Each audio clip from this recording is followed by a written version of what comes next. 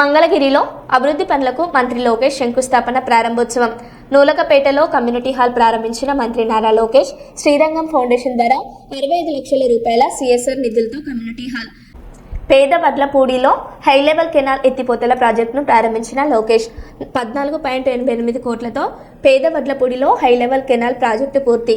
పెనుమూలిలో 22 లక్షలతో నిర్మించిన గ్రంథాలయం ప్రారంభించిన మంత్రి లోకేష్.